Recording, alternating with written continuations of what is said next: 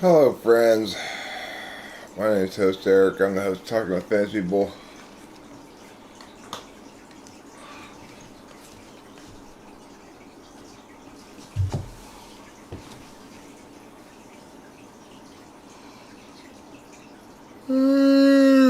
It wouldn't be entirely unfair to say that I woke up a little mad this morning, as I do periodically.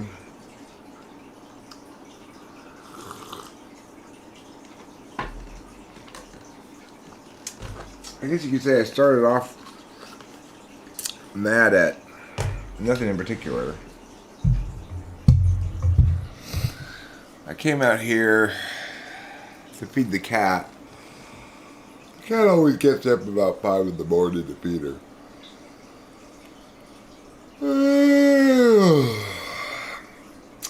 And when I came outside, I just checked my back into the channel, and my eyes were drawn to a video, the description of which begins by reading, "Oh no you don't, Karma's pimpin' Bobby Brown." Well, what that made me sort of realize is that I'm mad because people ignore my words. And particularly I'm mad at that neurologist who I think may have charged us for a missed appointment. It's like, okay, that fucker really needs my foot up his ass. I really need to see him shamed and humbled before me. That's the most important thing that could possibly happen to Dr. Moshi.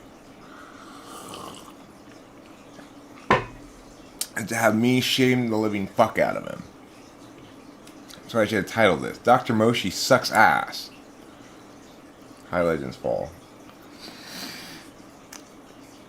So, I'm a little, and I woke up annoyed. I sometimes just wake up annoyed,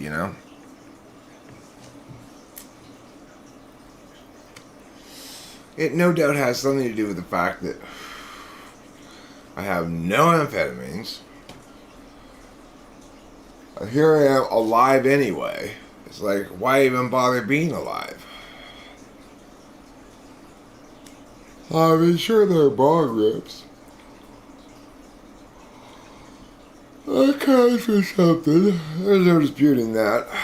That's important. And it is raining, which is kind of nice.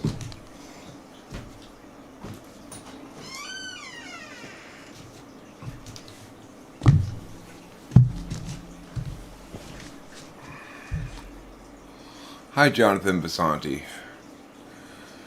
So, I'm a little annoyed. Hi, Trouble. Okay, alright.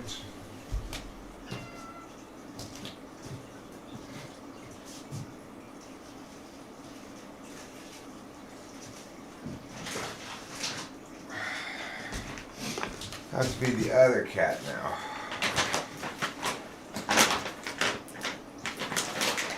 Of course, he waits till after I start live streaming. Come around and demand food.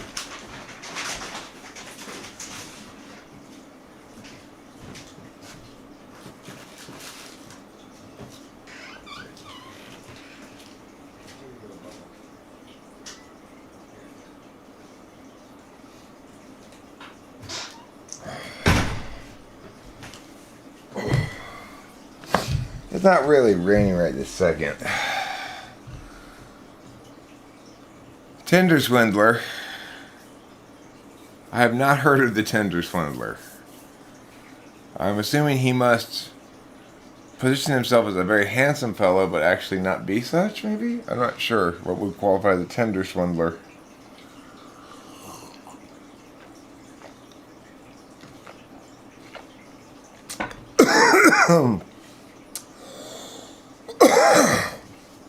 Oh, you mean he hits up people on Tinder for money? Wow.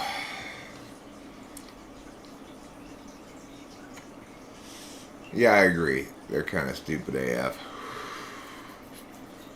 especially that dating app, which isn't known for being exactly a long-term relationship finding app. When I was on Tinder, I did terribly on it. Like, nobody swiped for me. But when I went on to OkCupid, and I had the community help me make a profile to make a good dating profile thing for the page. It was great. I was really successful with OkCupid. He positioned himself as a wealthy heir to a diamond fortune. Anybody who knows anything about diamonds knows they're not worth anything anymore.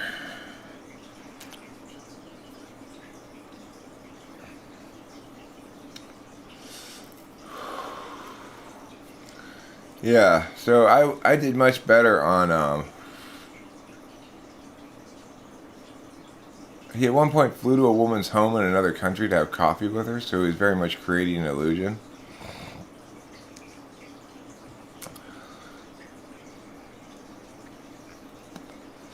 Why do people smoke cigarettes? Well, I smoke cigarettes for the refreshing chemical lung bite. Or also possibly because I'm addicted to them.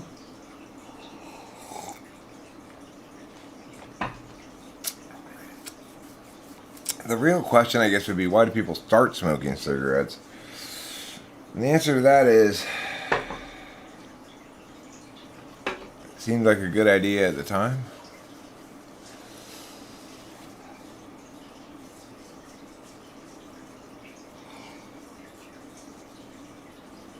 But I figured out the trick also.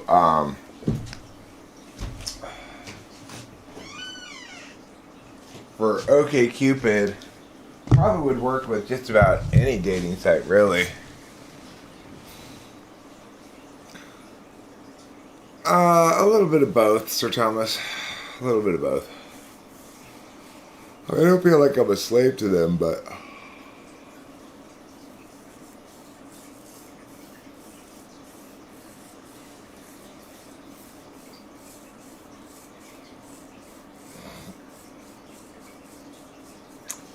yeah, there are definitely people who have gotten into long-term relationships using Tinder. But, I will tell you this, that this was the trick that worked really well for me when I was on a dating site. I would pick a chick that I wanted to, like, ask out or whatever. And then I'd message her saying, regardless of whether it was true or not, hey, I just got off work. I'd see, like, where their general vicinity was, which city they lived in, basically. I'd say, hey, I just got off work, and I'd like to take you out to dinner. I'm buying. Here's a place near, and then I'd Google, like, a restaurant near where they lived and say, how about I meet you at meow o'clock? And then that's a really good way to start the conversation, because all of a sudden it's the ball's in her court, right? And it's always like, well, I can't right now, but how about Wednesday? Is what they say in response or whatever. It's super effective, because everybody else on the dating sites messages with, hey, sup, or whatever, and you get in these long conversations. You gotta open with, let's meet at this restaurant at this time today. And all of a sudden, shit moves fast, I think, personally,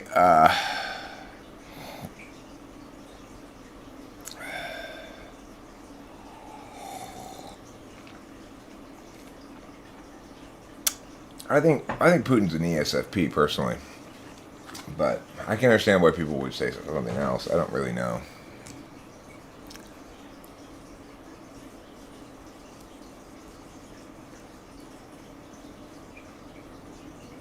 And what Sir Thomas says here is the problem with online dating is that despite getting along online, in person you may find you have zero chemistry with your energy, for lack of a better word, clash.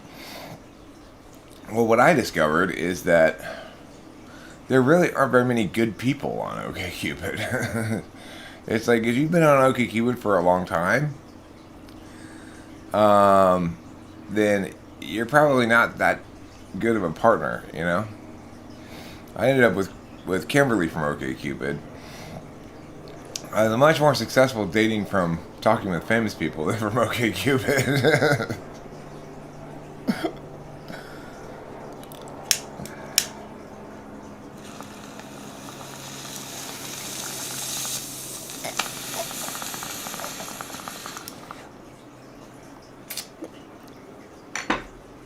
Last night was a good night's sleep.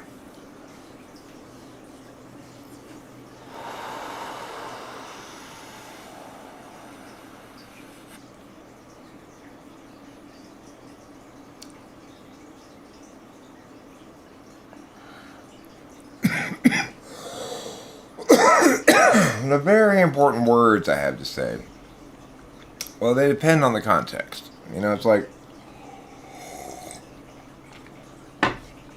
I woke up mad in part at that awful Dr. Moshi, the neurologist. I just want to, like, drive down to his office and go in there and yell at him, you know? And explain to him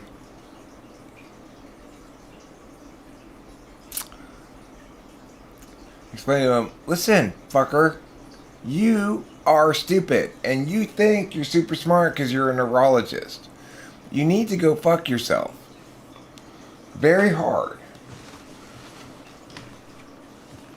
I think he charged us for our missed appointment, as well as the charging us for the appointment where we did nothing. And I need to check my bank records to make sure that's the case, but we originally had an appointment scheduled for the 16th. We moved it up very fast sooner, and then I realized this guy's useless. I canceled the next appointment, and then I think he charged us for the appointment we originally had on the 16th. We didn't show up for that, obviously, because he's a retard.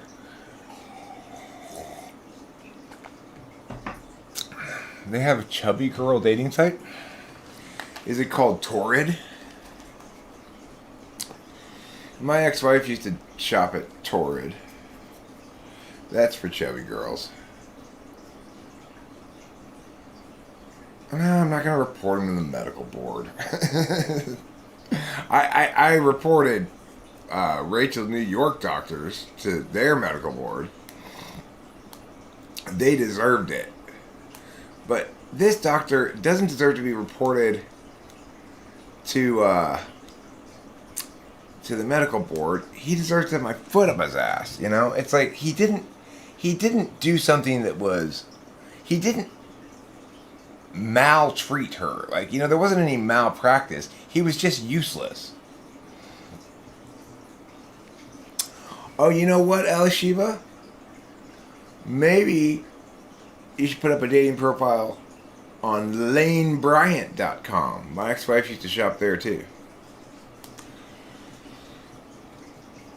Lane Bryant.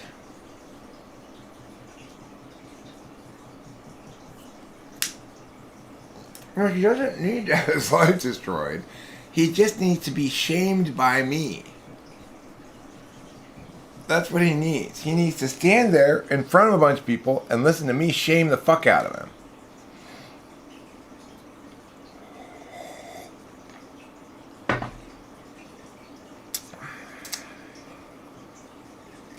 So they have dating sites specifically for chubby girls? I didn't know that. I guess everybody's got their preferences, you know.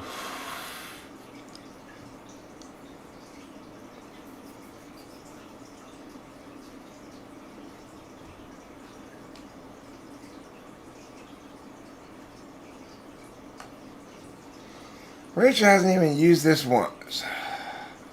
This came with her bong. We got her a new bong. And we got her one that's a little more challenging to break. I don't know if you're aware of this, but Rachel has a long history of breaking bongs. So she can barely touch a bong without breaking it. So, we got her one of these kind. These kind here are not made out of glass. But it's got this poker built into it, and she hasn't even used it. How convenient is that? The only reason I know about this feeder thing, Elishiva, that you're talking about, is because it was featured one time on an episode of Bones. That's the only reason I know about it at all.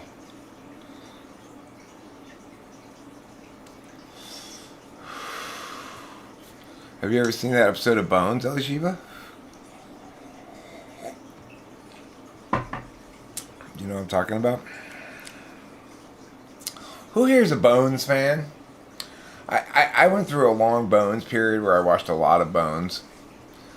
I don't really watch it anymore. Bones has one of the those two sisters, the Deschanel. Wait, Chloe Deschanel or whatever her name is. It's got one of those two chicks in there.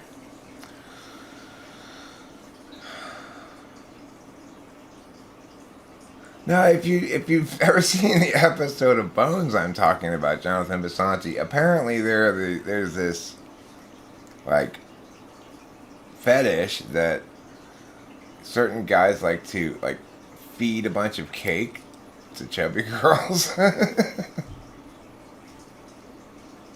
I don't know. I don't know what would be arousing about that, but something apparently is.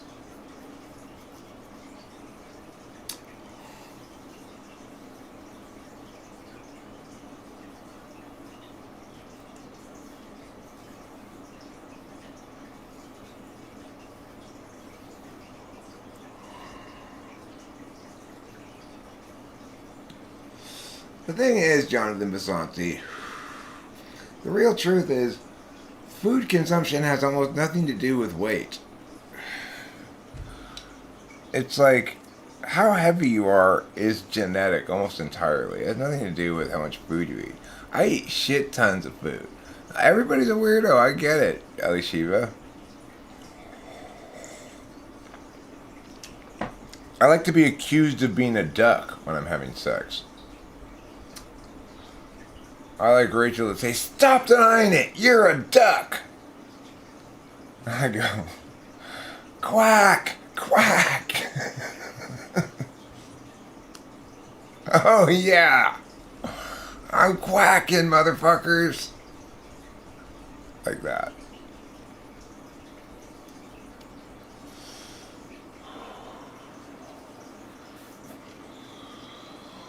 Well, yeah, I mean, it is possible to be quote-unquote morbidly obese, and pushing a woman to eat more seems just generally strange, or less. Like, Rachel won't have any of that. Not one speck of that. If you want to talk about something with 8th slot SI that you just will not tolerate, is people telling you to finish all your food or something like that. 8th slot SI hates being told what to do about its self going to bed or any of that. Well, the point is, Santa Bear, try getting fat on an all fast food diet of nothing but cake and McDonald's. Doesn't do me a goddamn bit of good. You know? It doesn't do me a goddamn bit of good. I'm still just as skinny as I always was.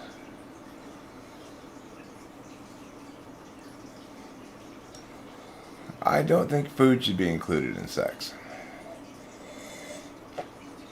Although it's a lot less gross than poop. Or pee. I mean, better food than poop or pee, right?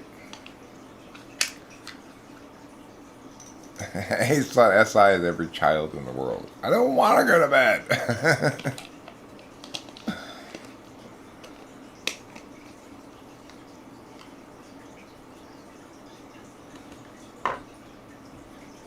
Well, you know what, Elishiva?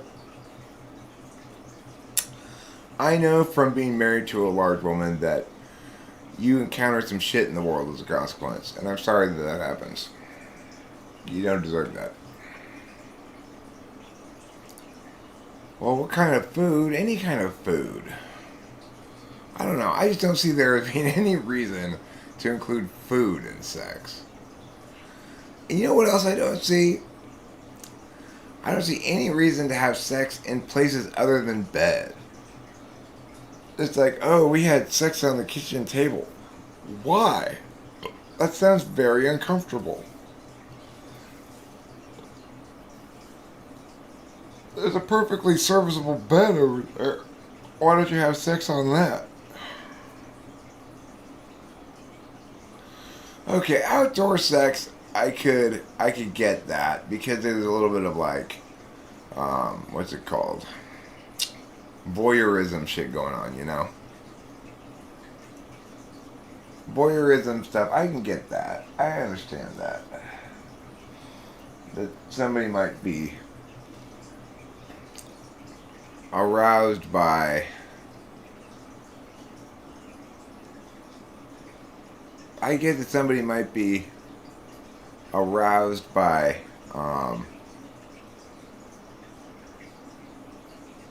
being like possibly seen by others or something.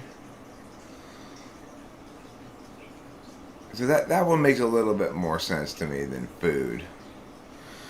Spacey does have a channel, I think. I don't think he's done anything really in a while, but I think he has a channel. No having sex in a dumpster. No.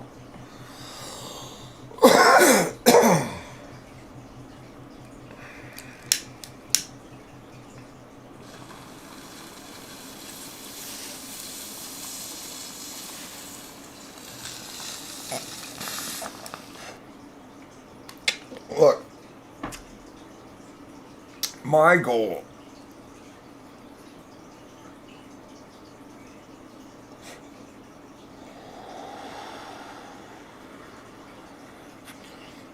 is very straightforward. It's to convince all of you to only have sexual intercourse in the missionary position. Okay?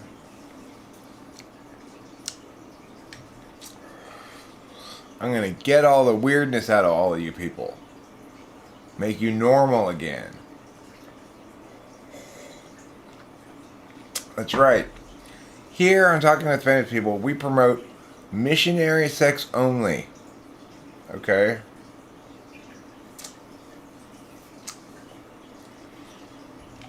It's part of my overarching Anal Wreckage Anonymous program.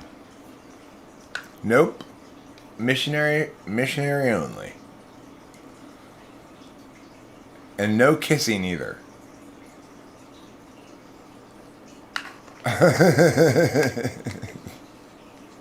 Christopher Caesar, you don't have to be such a dick about it, though. Sending somebody a link to Google. Oh, reverse cowgirl, no. You are not allowed to see a woman's back when you're having sex. Not permissible. You can only see her face and she can only see your face. That's all you can see. But no kissing allowed. At least not with tongue. That's gross. Then you exchange spit.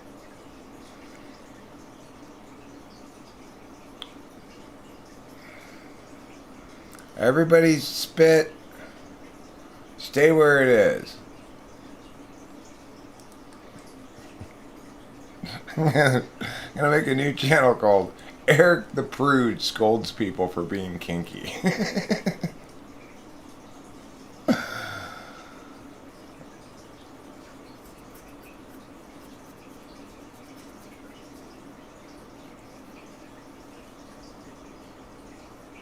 Only accidentally, Jonathan. Only accidentally.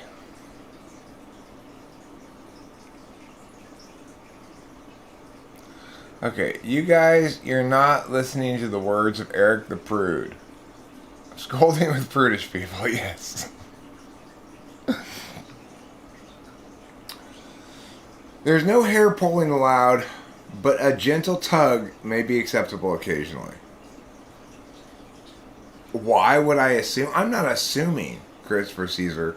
I'm decreeing. Okay? I don't assume, I decree. I have decreed it so. That means it's your job to just accept the reality of it.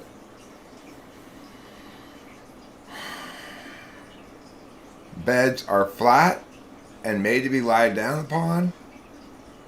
They're a perfect surface for sexual intercourse.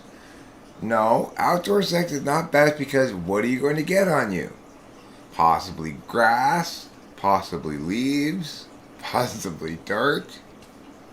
You don't want to get those things on you.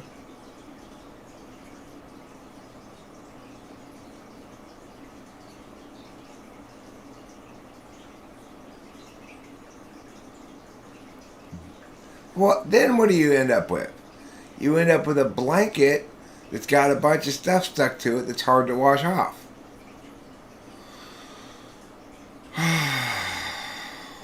Couches are much easier to fall off of, though, Christopher Caesar.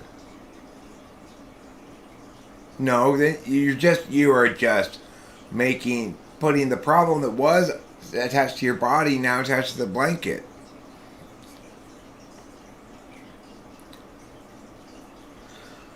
You know, depending on what kind of leaves you get on it, they can be, and what kind of blanket it is, it can be quite hard to wash off. Like, let's say you were to lay this blanket down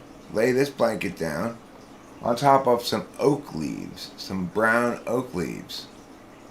Then what's going to happen? It's going to get little bits of leaf all over it. And those don't wash off that easily. Why? Because they've got little pokers on them that grab.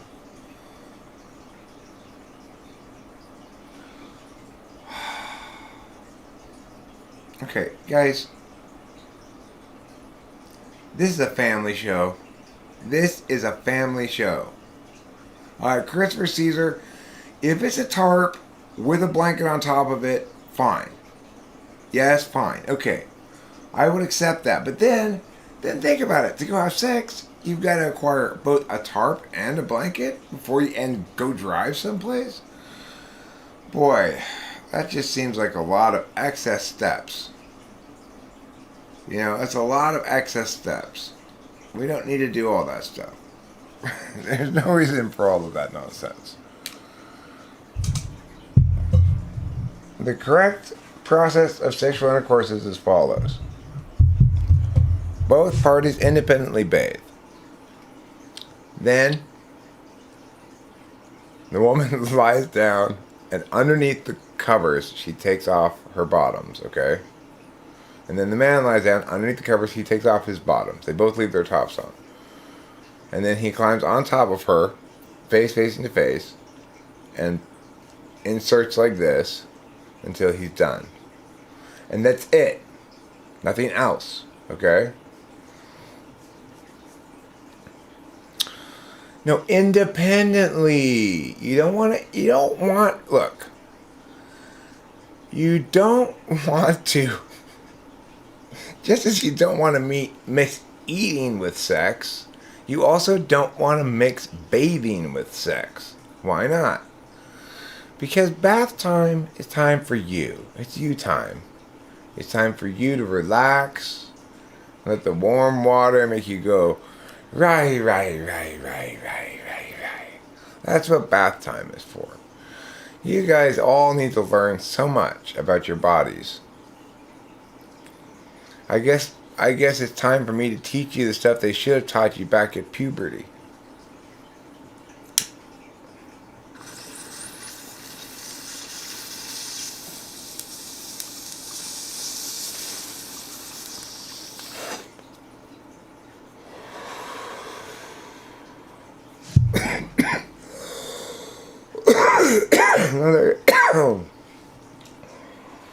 There's no need for a post-sex bath, because then you're done having sex, so there's nothing gross you're going to encounter.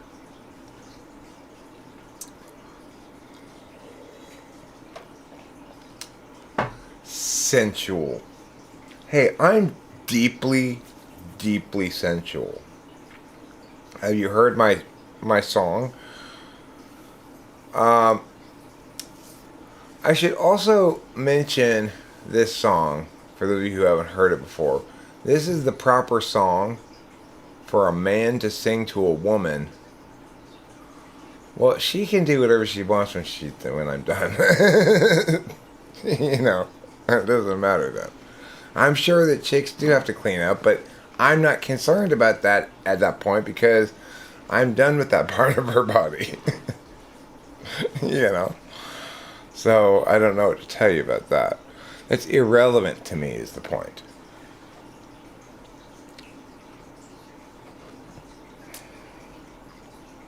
Drinking is allowed during intercourse. Even eating's allowed during intercourse, potentially. If you're really hungry or something, you want to take a bite of something, fine. But the point is it shouldn't be mixed together. Right? You don't put the food on your partner or something. Like, we used to get these things called Swips. They were this off-brand of Whippets that had naked ladies on the box that were all covered in whipped cream.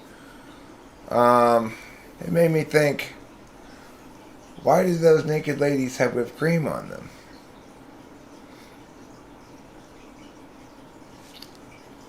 But anyway, here's the song that a man should sing to a woman before he has sexual intercourse, okay?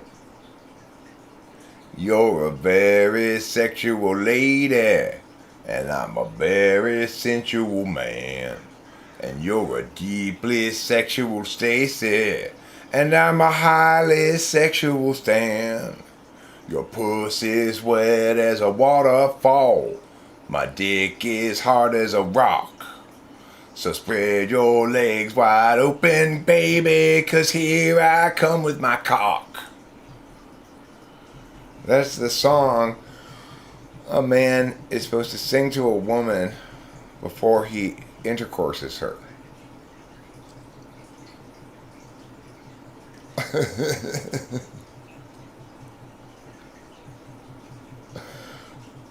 You know what, Eric? I really like you. But I gotta tell you, that song you sing before we have sex is a real turnoff. What? What are you talking about? I'm sorry, it's just ridiculous.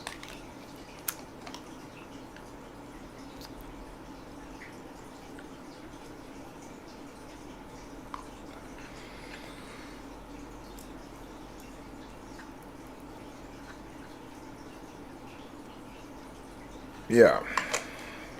That's how you alert her. That's part of the mating ritual.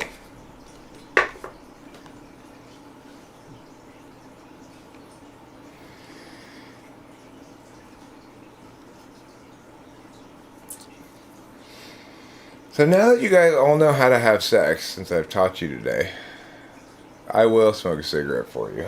Oh, shoot, man. Let me just pull this bowl first.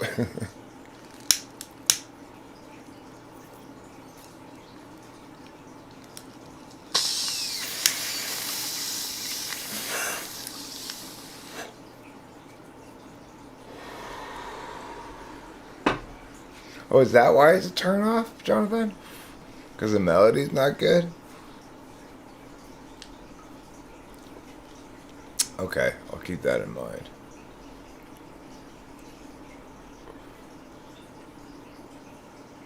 You mean, a nicotine patch? The thing is,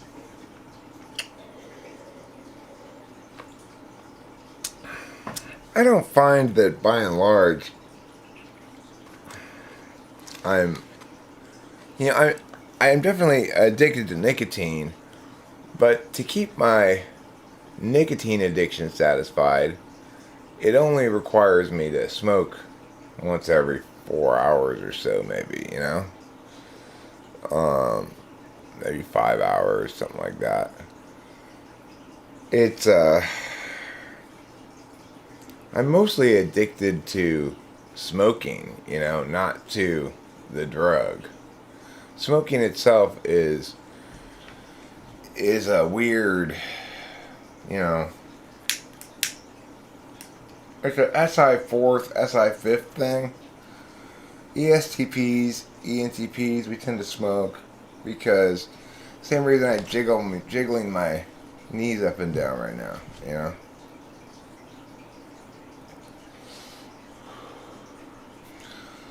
It's like, you know, my body kind of wants to jiggle and jaggle around a lot because I'm not giving it direct attention per se.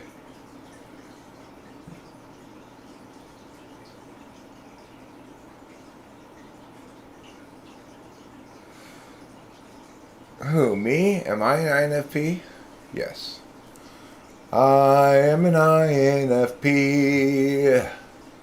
I've got some feelings in me. I'm filled up with moisture and filled up with trust. Filled up with loving and filled up with lust. I am an INFP.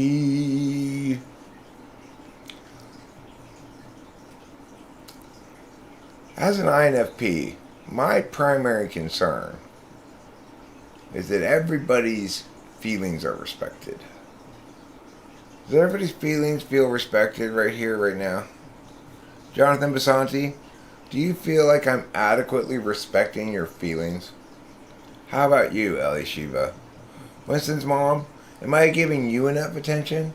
I don't think so. I may not be adequately respecting your feelings. Let's see. Who else's feelings do I need to adequately respect? Let's see. How about you, Christopher Caesar? How are your feelings if you're still here? Steve Van Manen? Are you having your feelings adequately respected? I don't think you really are. I haven't really given you much attention. Legends Fall. Why not through a hole in the sheet? Well, I think that's actually a little bit more kinky than no hole in the sheet. So we're going to get rid of the hole in the sheet.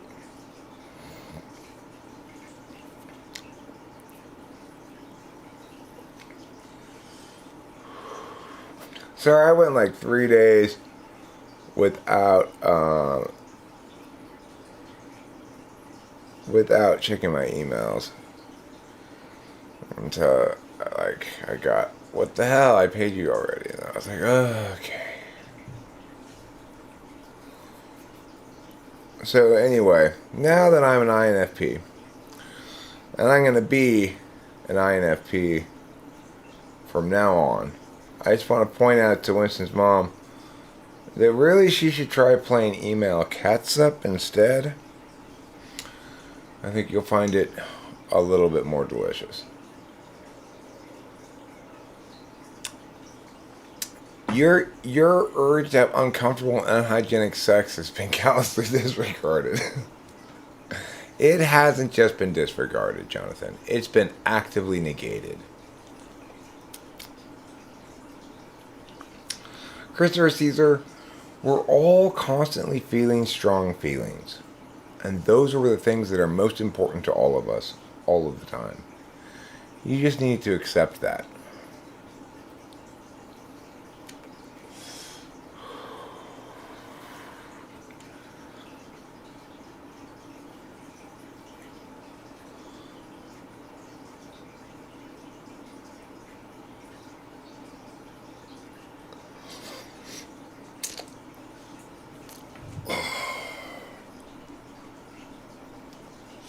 Of course, I don't know if they have three-way catsup. We know they have three-way catch-up in Eric's imaginary world, anyway. Sleep is one of the most powerful emotions a person can feel. I was feeling it earlier.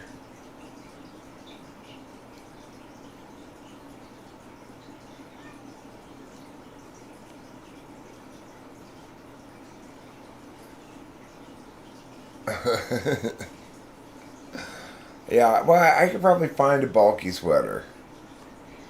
I probably could. It is true that to properly be an INFP, you need to bulk up your sweater. Bremerton, Washington is honestly one of the most beautiful cities in America.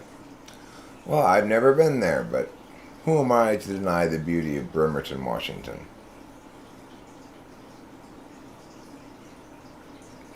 I have been to uh there are two competing stores on either side of Hyphens R Us. One is three-way catsup and one is three-way ketchup. And they're really in direct competition for much the same clientele, but each one has big signs in the window saying things like catsup is a communist conspiracy. And then the other one said, don't trust ketchup. It's been lying to you this whole time. They really start going negative with their signage. That's because they're located so close together.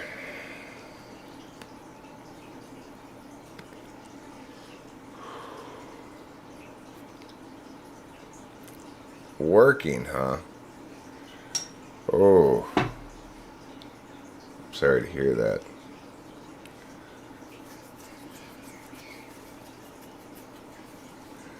Ketchup's like 80% sugar.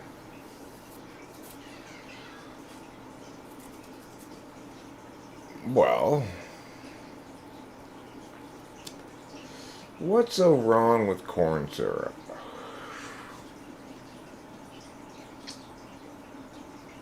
I'm impressed that they're able to get syrup out of corn.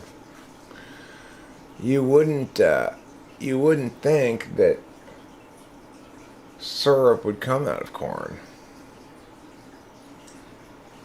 It doesn't seem like a very syrup-producing thing.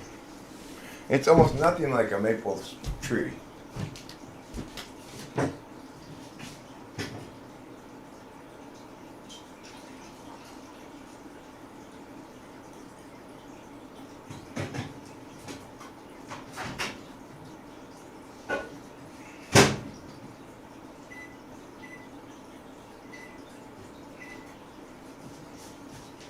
Mom, I'm unable to get any syrup out of my corn.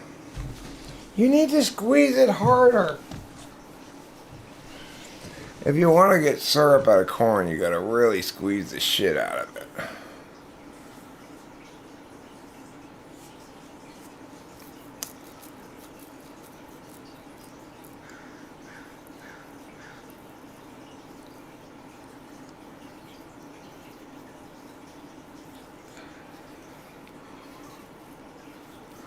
Well, Winston's mom, I'll tell you this. I do think that it seems like a good idea to have a short where I have one of my people, one of my little dolls, say, advertise three-way ketchup. Try three-way ketchup today. Perfect for saucing. What were the three things again? Basting, saucing, and ketchuping. Yeah, I used to have fresh sugar cane in Hawaii when I was a kid.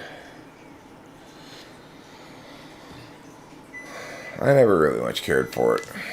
It's not that sweet, It's not sweet enough. You know what my fresh sugar cane needed? It needed some corn syrup. That was the problem with it. The sugar cane had zero corn syrup on it. I should save a little creamer for Rich. I have to get more creamer. I go through coffee creamer like there's no tomorrow. You wouldn't believe the amount of coffee creamer we go through. Oh, I know. Sometimes fresh pineapples are amazing. Like, it's just I agree with you there 100%, Alishiva. A freshly picked, super ripe pineapple, like in Hawaii, it can be just absolutely fucking mind blowing. It's so good. It's weird how incredible it can be. Pineapple sometimes is like the most delicious thing ever. Even when I get it around here, it's still good, but it's not anywhere close to as good when you get it fresh in Hawaii.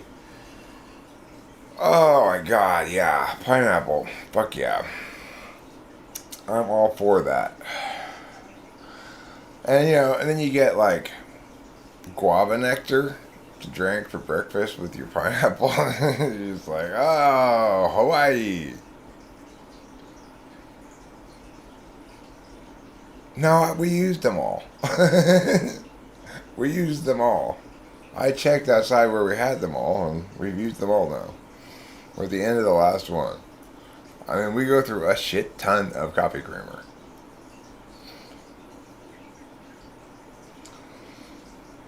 So, I'm totally down for... See, I don't like papaya, though. I thought you might go there, and I was going to say, I hope she doesn't go there. Because we all know the papaya smells like poo. Let's face it, everybody. Let's face it. Papaya smells like poo. We've been lying to ourselves this whole time. It tastes better than it smells, but I don't want to eat something that smells like poo.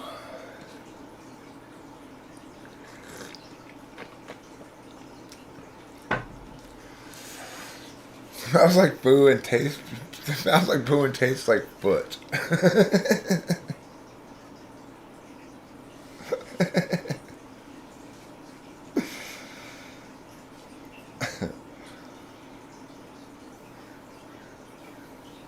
Oh, it does. In the same way that the drinks at that Jack in the Box up there taste like the way the urinal cakes smell.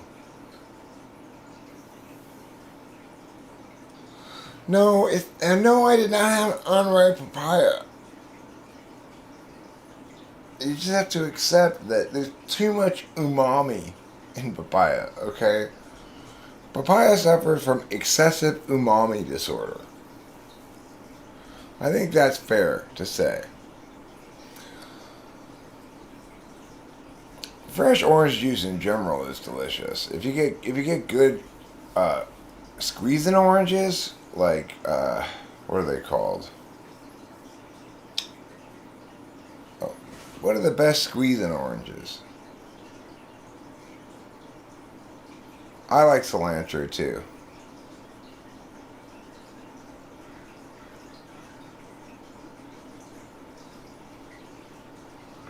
I can eat cilantro fine. But yeah, some people don't like cilantro.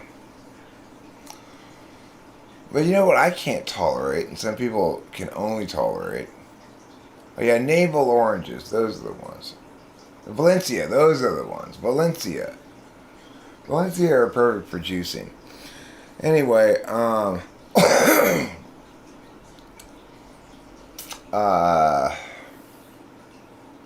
were we talking about? Something hugely important as always.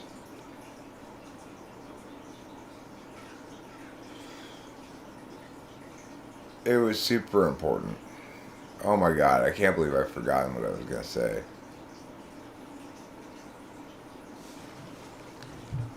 Cilantro is just Mexican parsley.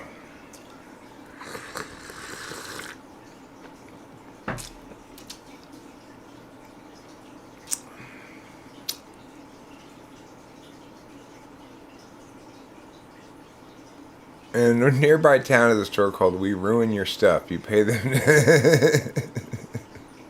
you pay them to take your perfectly good stuff and find creative ways to ruin your stuff. Huh. That's an interesting business.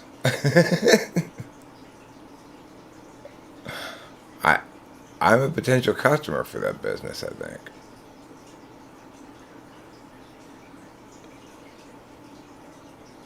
Hi, kitty meow pants.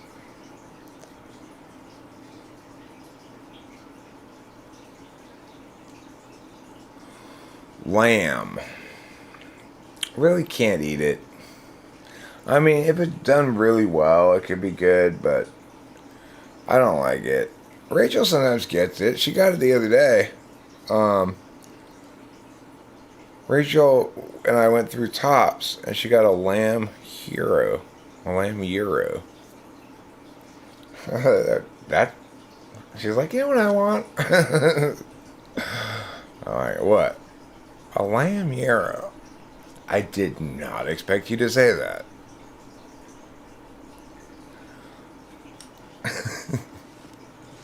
I wonder if they get much business. We ruin your stuff.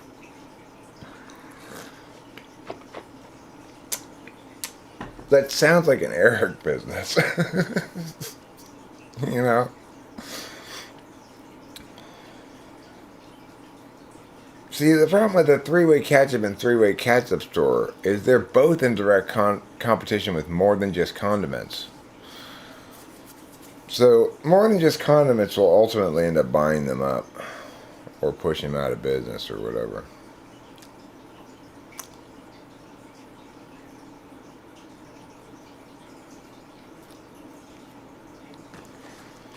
There were periods in my life when I used to garden, but I'm not much of a gardener anymore. I'm really kind of...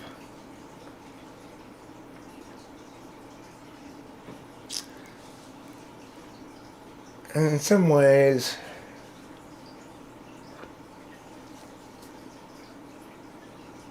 I'm like...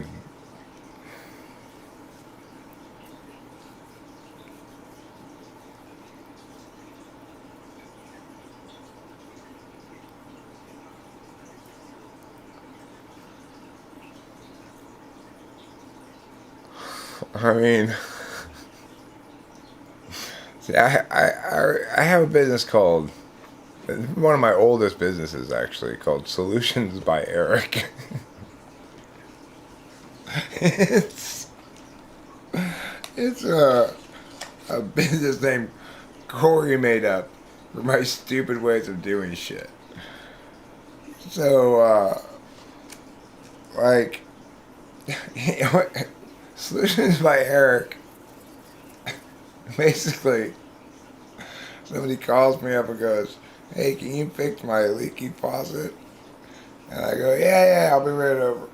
I come over, wrap some duct tape around it and squirt a bunch of fucking glue all over the duct tape and smear it all around. And go, well, it's still kind of leaking, but... Solutions by Eric.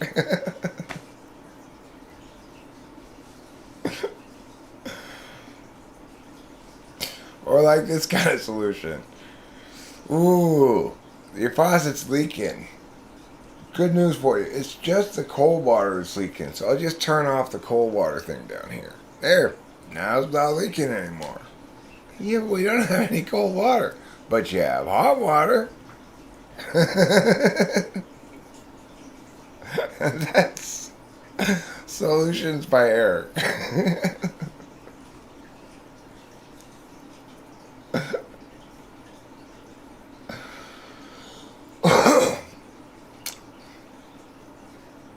I mean, food cube's gonna blow up, but that's just one of my myriad businesses that's gonna blow up. Let's not forget about all licenses all the time, or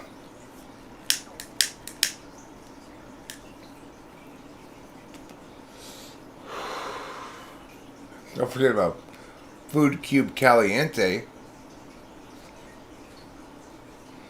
Food Cube Caliente is the same as Food Cube, but with a spicy Mexican flavor. Hi, Sky Gear. Well, looky here. Look who it is. If it isn't Sky Gear. Oh, I got very important words for you, mister. What do you think about that?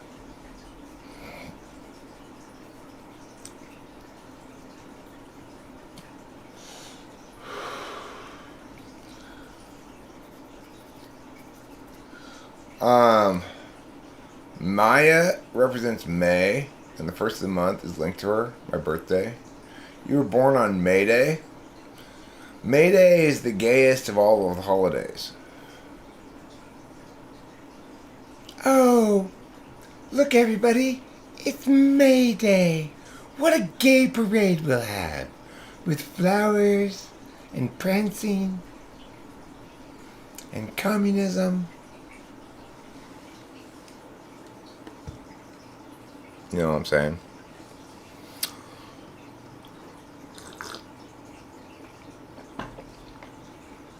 Of course, I think the restaurant idea that I have that's most promising is Wrong Hole. The restaurant that only serves the anuses of various creatures. You could charge a lot for that. You know, that's boutique-y.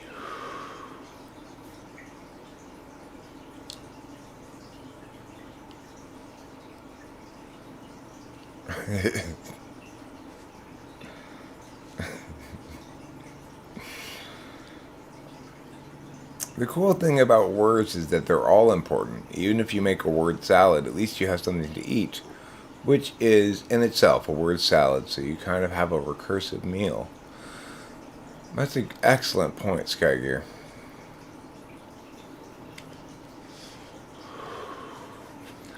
It's May, the lusty month of May.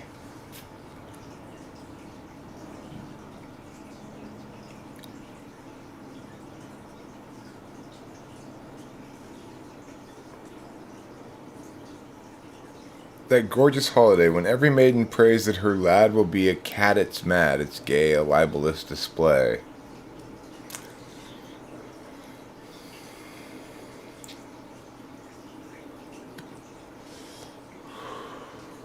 I think May Day used to be more of a holiday than it is now. People would be excited to go out with flowers and stuff. It's May Day! We're wearing our fanciest hats.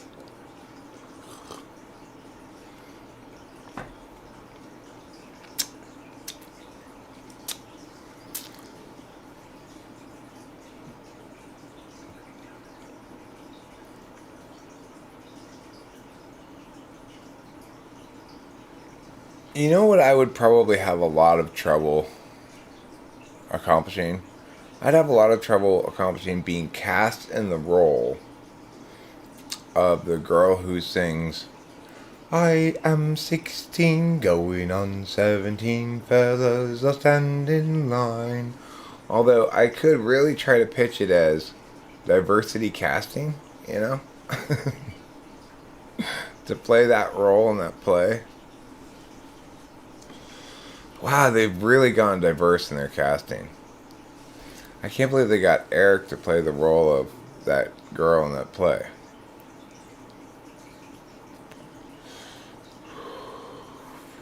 Oh, is that the Sound of Music? Okay. Wasn't sure what play it was from. I guess I probably know it from the movie, not the play then.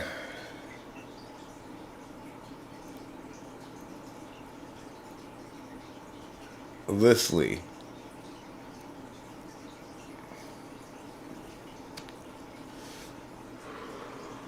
Yeah, I want to be Leslie in that play. Oh, Mother! Do tell me that wonderful things will happen. Do say.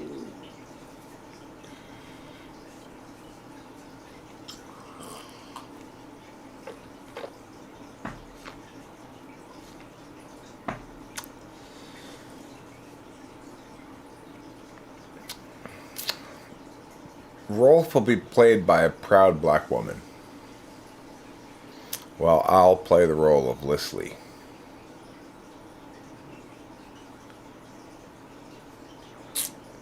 We'll get a transgendered person to play Hitler.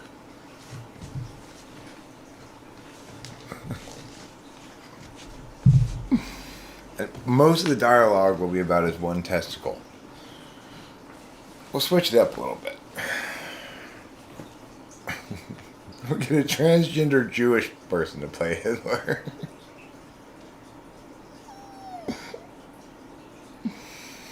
Who goes by the name of Tranny Goldstein. Who will play the nuns. imams. We'll hire actual imams to play the Catholic nuns. I don't know if Bigfoot's gonna have a role in this one or not. Oh well, here's what I decided though about that Bigfoot film. I'm glad you reminded me about the size of a man's foot. Let's return to the question of the size of a man's foot. All right. So, the size of a man's foot is the movie about. So here's the plot. Okay, there's a guy who does a podcast. He podcasts a lot about camping, and he goes camping a lot. Okay, and when he's camping one time, he meets Bigfoot, and Bigfoot is played by a little person. Okay, but he's got hair put onto him, and he's got big feet. The point being that big feet are defined by the size of their feet, not by anything else, okay? He's played by the same little person who does Space Pants. If you've not seen Space Pants, please do take a moment to check out Space Pants. It's one of the most fantastic SNL skits one can imagine seeing. And it features a little person, I don't know what his name is, but that's the guy I want cast as Bigfoot, okay?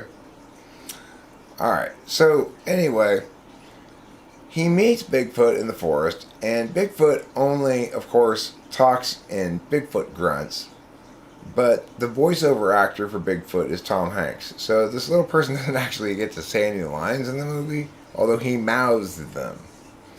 Okay? Now, when the main character who does the podcast Joe, we'll call him or whatever for temporarily, when he talks Bigfoot to coming back home with him to do his podcast with him. But once he gets there, he expects Bigfoot to go back to the forest. He's going to drive him back to the forest after doing the show. But Bigfoot makes himself at home and takes up residence in the spare bedroom. Before long, he seduced the podcaster's wife. And they've moved together to Chicago because the FBI has offered Bigfoot a position at the Chicago office because Bigfoot's been so successful in the podcast at identifying locations where people lost in the wilderness have been. So, naturally, what happens is, the podcaster, he does some research and discovers that, as a matter of fact, Peter Dinklage, that's his name. That's the guy I want to play Bigfoot. and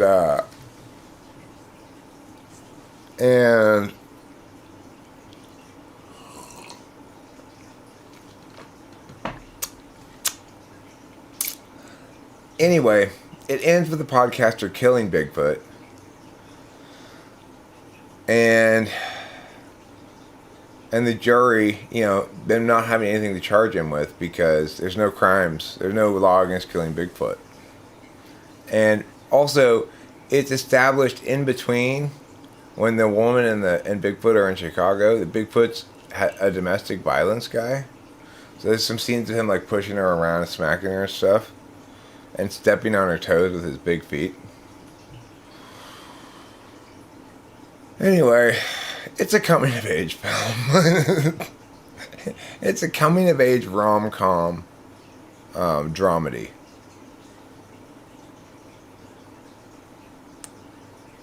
There's Space Pants for you. Space Pants is fantastic. Everybody should watch it, enjoy it, appreciate its glory.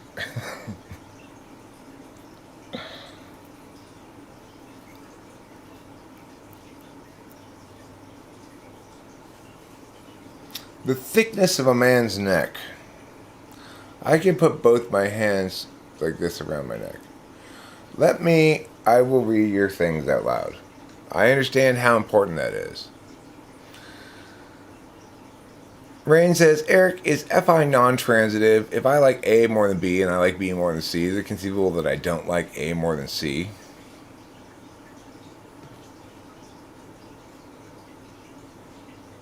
I don't know. I have no idea. That's broken my brain already.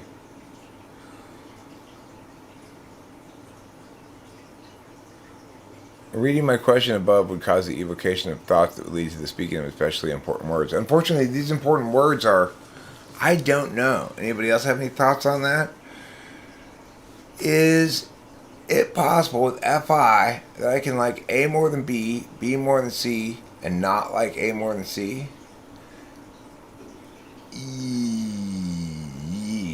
Yeah, because what you like it for, right? It's like you have to like things for something almost, right? Or do you? I don't know.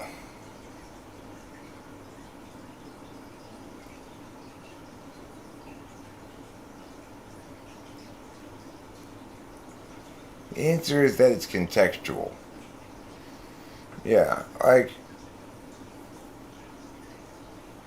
I like coffee more than tea, and I like tea more than bed if I'm talking about beverages.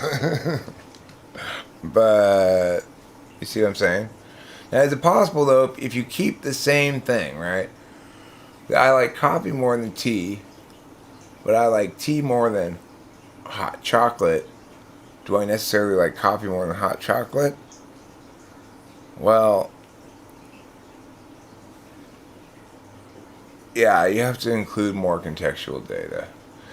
It doesn't work like that. It's not logical like that, I guess. It's what you might call illogical.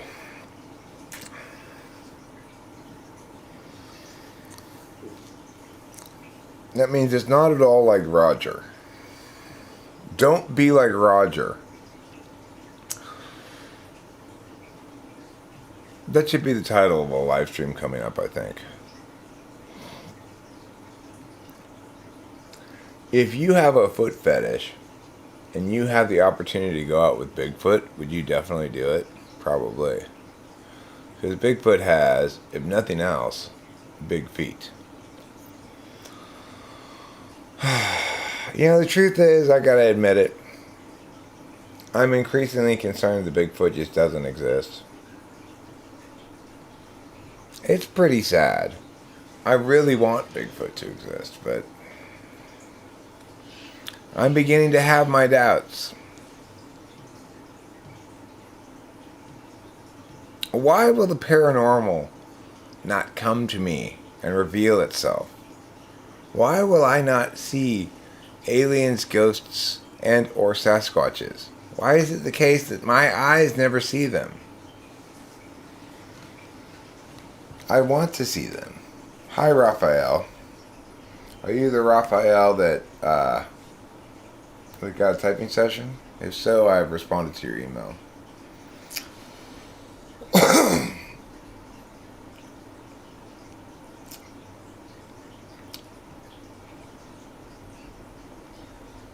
If you are a Bigfoot, then I think you're sexy, and I want to touch your feet.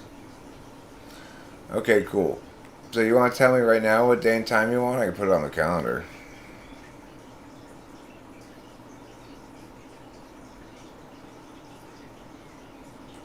Yeah, liking is very strange. You know, it's like when they used to ask you when like kindergarten and stuff, like what's your favorite whatever. I was like, what answer am I supposed to give? You know, I didn't get the concept of why they're asking these questions. What's my favorite meow? What do you mean, what's my favorite meow? I don't know. What a strange question. Alright, cool. No problem, Raphael. No problem.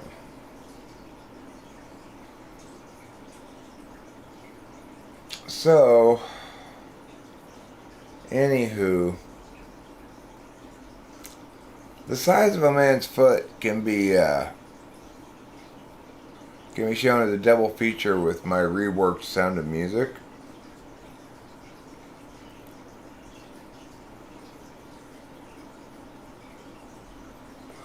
We'll retitle it from the Sound of Music to the Sound of Musiciness. The Sound of Musiciness is a better title anyway.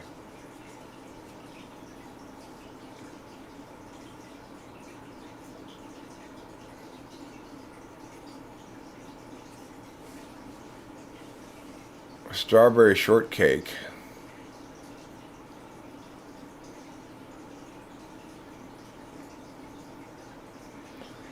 Roger was my mother's fifth husband and my second favorite of her husbands. It's a lot of husbands.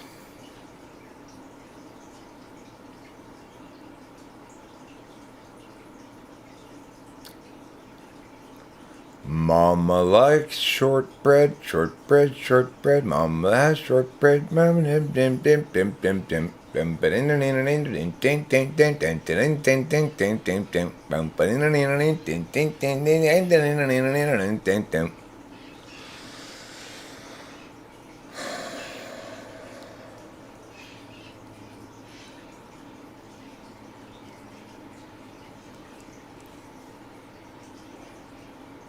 How many husbands is too many? Well, you can't really have too many husbands, I guess.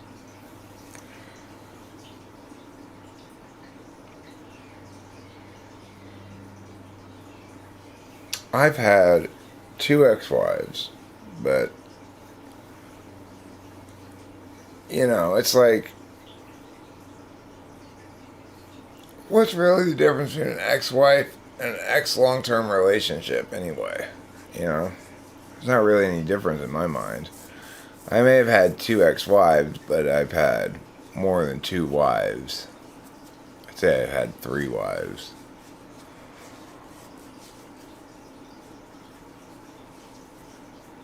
Now I'm on my 4th, you know, basically. But this is my last wife. I don't need any more wives after this.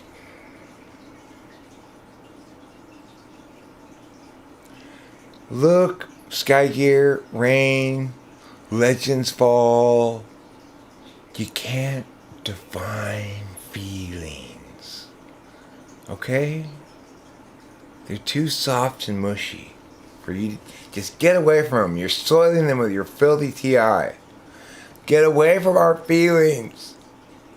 You're befouling them with your logic. Stop it.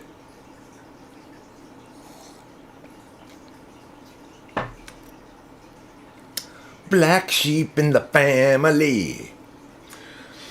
But fortunately, the good news for Ellie Shiva is that her family comprises entirely black sheep, so that was normal. No, it's not. No, it's not. You don't get it. Okay? You don't get what I mean. What I mean is in here. Right now, you're making me feel like you're wrong. So, shh.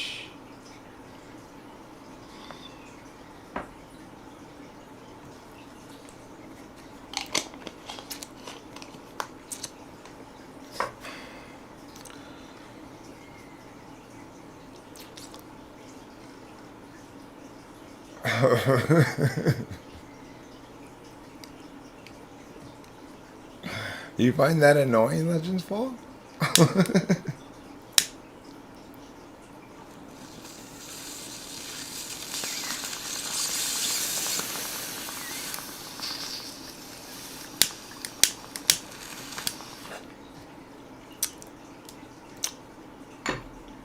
You guys and your words, your so-called logic. Nobody can really know the truth without feeling it in their heart.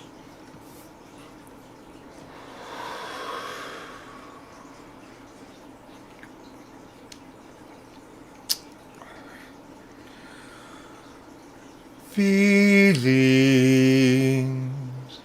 nothing more than Feelings. There's a song called Feelings. It goes like that, kind of.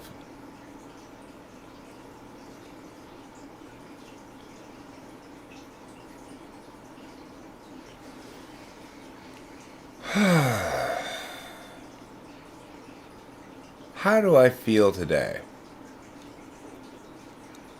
Do I like that song, Feelings? I don't know it well enough to say, really.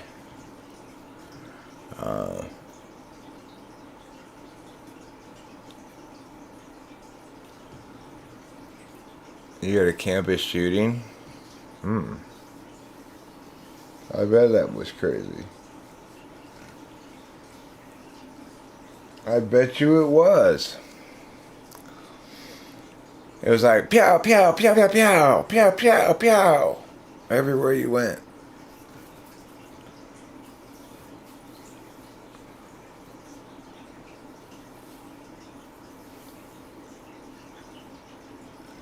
Well, Legends Fall, according to Eric's version of duality, you're supposed to be with an ISFJ. Are you currently with somebody else yourself?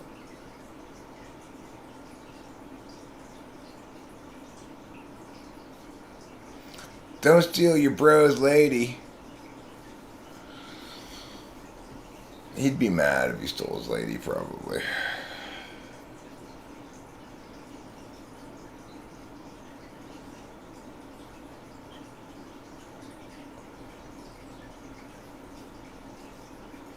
You weren't fortunate. You just missed an opportunity to kung fu the shit out of him.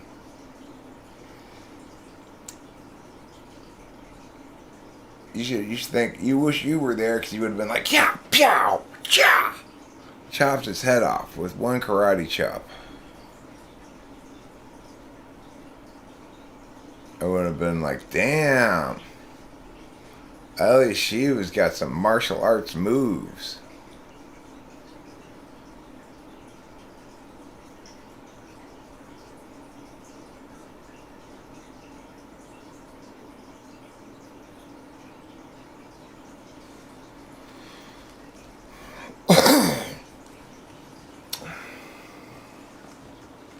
Well, I mean, I think the point is this. If you were going to say something like, I like boxing more than horse racing, and I like horse racing more than soccer, then it would logically follow that you must like boxing more than soccer. But, well, they get blocked, Jonathan Basanti. The thing is, if you were to make those statements at all, you'd be lying, because it depends on your mood, right? It's like, yeah, in general, I'd probably rather watch a boxing match than a horse race, but it depends on the boxing match and the horse race. And same with soccer. I don't usually watch, I don't watch Major League Soccer, but I'll watch, I'll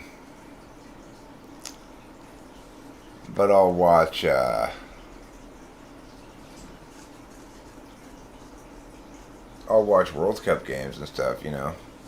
That's why it's silly to make those kind of generalized statements about what you like better, because it depends.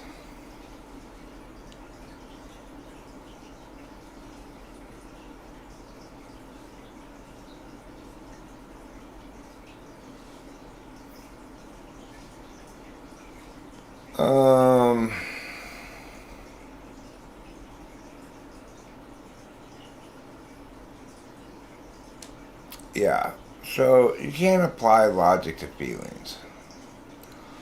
Because anytime you say, I like meow better than meow, you're almost certainly going to encounter an instance that falsifies that. Like, I don't generally like seafood, but I have occasionally eaten it and been like, wow, this is fantastic. So, you know. Does that mean I was lying when I enjoyed it that one time? Or am I lying when I say I don't like seafood? Neither, you know.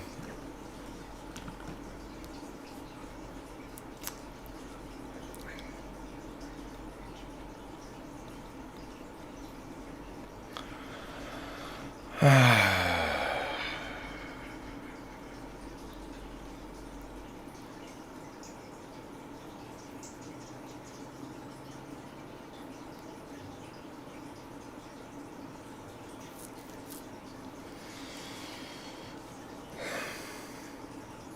how do I feel right now? I feel kind of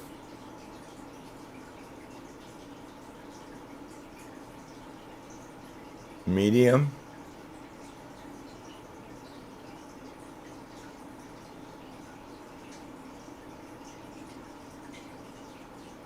How does the fact that absolute statements are hard to make with regards to feelings imply that you can't apply logic to feelings? Well, because it's like Legends Fall said, feelings are always too contextual for the logic to be meaningfully useful. Like, if I say, if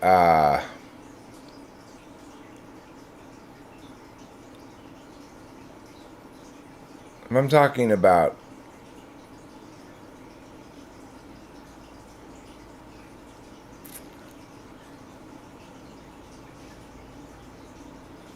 like, well, we drove it home. We successfully got here to the house. So the keys must not be left at the restaurant, right? That's using logic that doesn't involve feelings at all. It involves the law of non-contradiction. We needed the keys to get to the house in the car. And we're at the house with the car. So the keys must be here. We can't possibly have left them at the restaurant.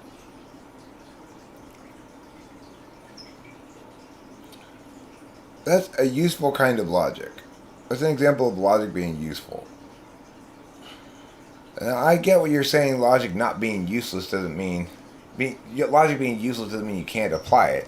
Well, you can apply it, but the point of logic is that it allows you to meaningfully say, if the following presumptions are correct, then this conclusion is necessarily so.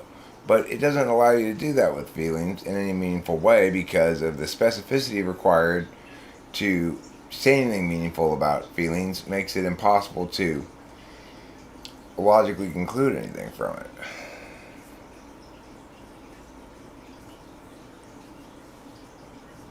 I mean, I guess I'm kind of sad right now in a kind of a slight way.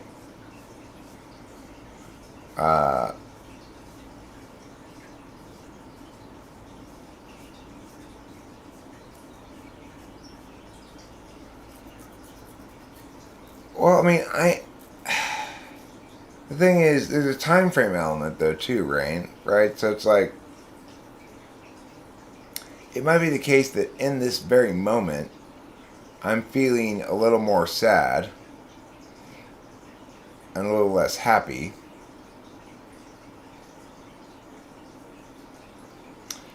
If you were to say overall regarding this live stream that I'm not happy, that's not true, despite the fact that there might be instances of not happiness within it. So I guess you could say in any given moment, one can't be both not happy and happy. In other words, it would never make sense to describe oneself as such because of the nature of language. But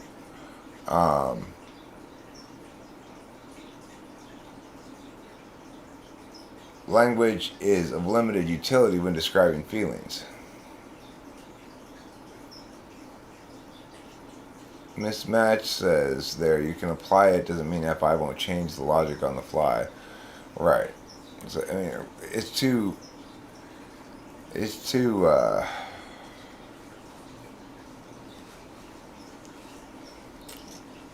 in the order of fire, earth, air, water, what elements describe your feelings in order?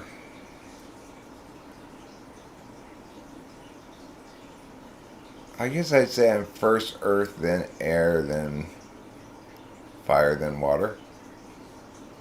I don't know. That seems like my order. If you ask me to put those in order for Eric, it goes earth, air, fire, water. I don't know why.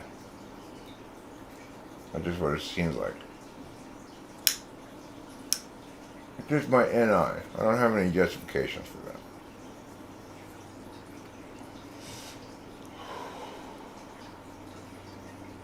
Hyperbolic logic is as important as a billion nuclear bombs.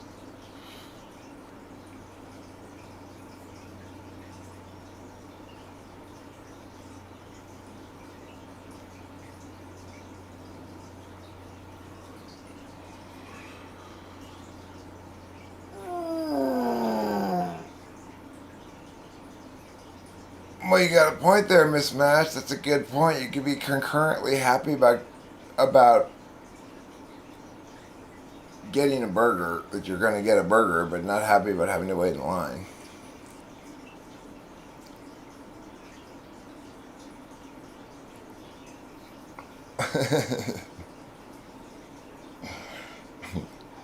When I'm around here, I feel like I'm mostly air. But the rest of the time in life, I feel like I'm mostly earth.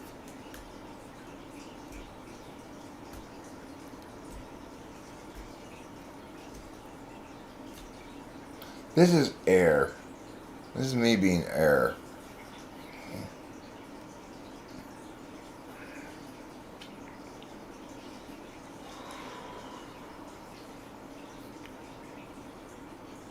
So then I'm saying I'm cold, dry, hot, then wet.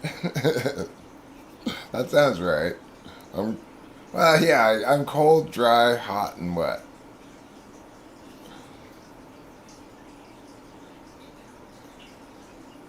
Yeah, I agree, Jonathan Bassanti.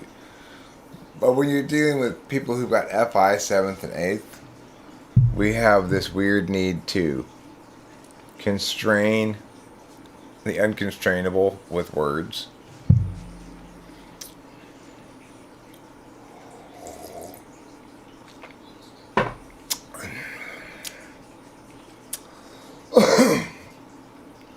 It's interesting. First I'm cold, then I'm dry.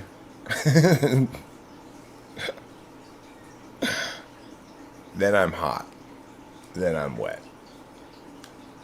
I don't feel like a particularly wet person.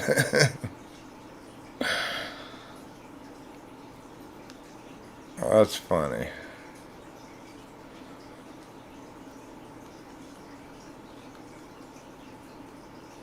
Who's Queen Maeve? Is she the queen of the color mauve? Because, mauve is the one color of the wind that you can't dance with.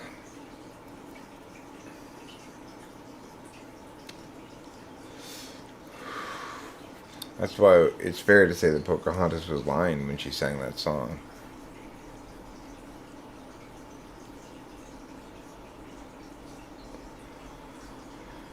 Because not including mauve is insufficient to meet the condition for all the colors of the wind. Men are logos and hot and dry, while women are ethos. They're cold and wet. Well, I guess that makes me half man, half woman, because I'm cold and dry. Like a Coors Light.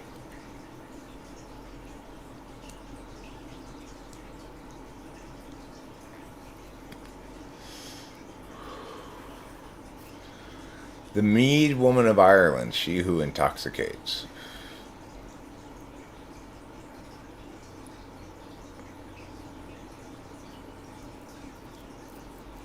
You're hot and wet. Boom.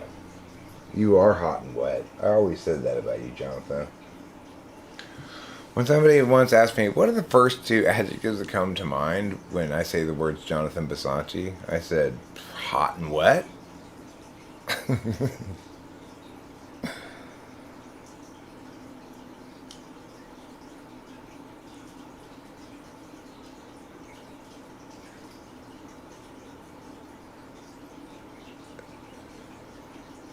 How did her parents rob two men of their valor? What does that mean?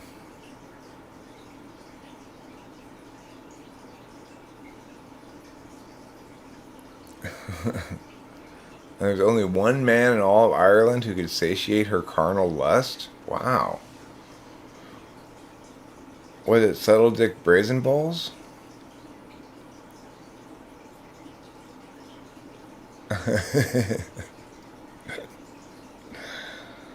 Well, I stated it in the form of a question because it's an FE thing. I want to verify the other person agrees with me. But, inside with my FI, I said hot and wet. Like that.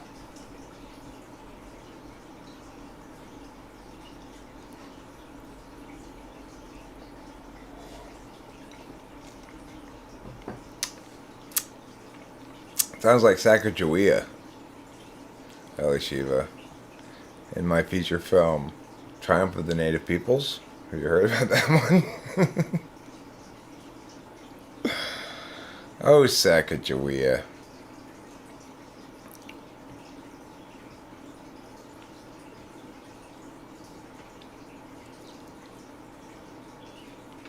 Sacagawea translates literally from the Indian language into cum dumpster.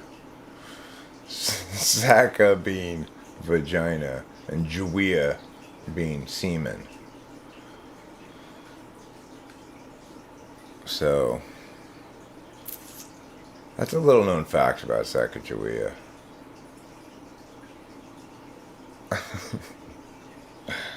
The native peoples had some awful names for their daughters. It was terrible.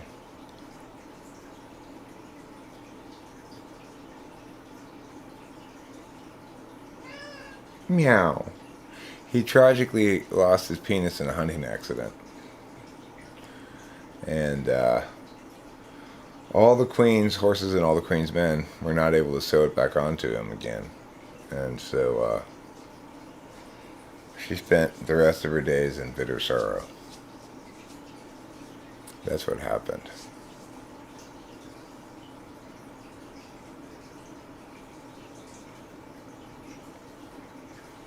You might say, how does one lose one's penis in a hunting accident? Well, it's a long story.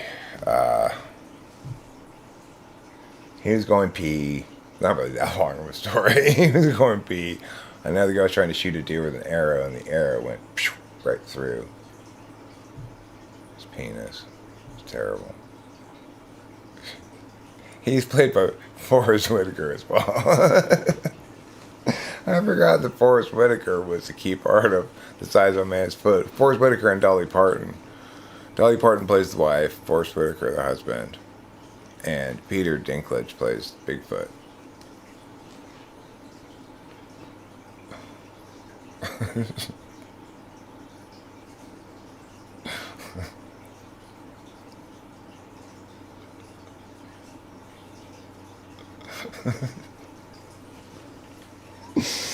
Yeah, and he had to come to terms.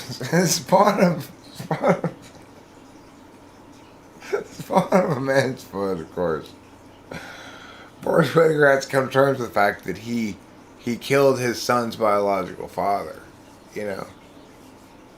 There are scenes where Forrest Whitaker waking up all sweaty.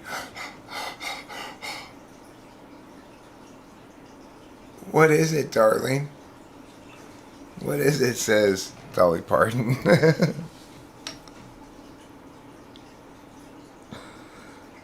And he just looks at her, and she says, you did what you had to do. They're still together after that. I can't believe they stayed together.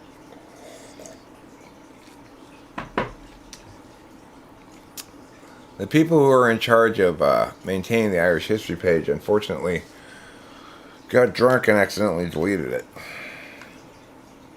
So,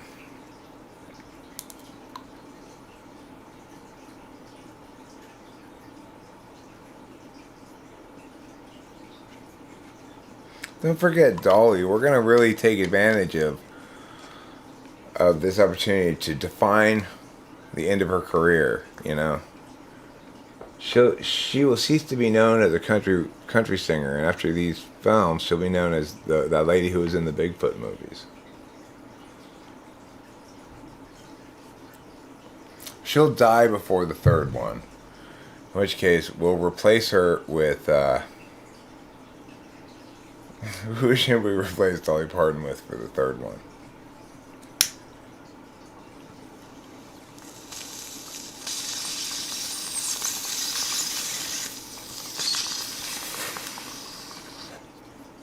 Sissy Spacek.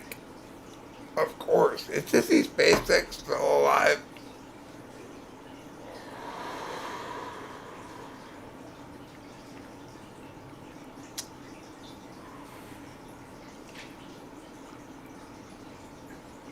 Oh, you know what happened eventually to that Irish queen?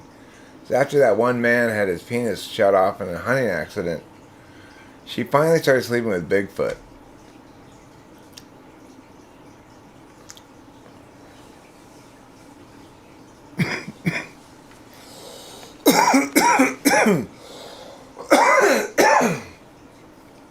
Forrest Parton is actually a good name for the son.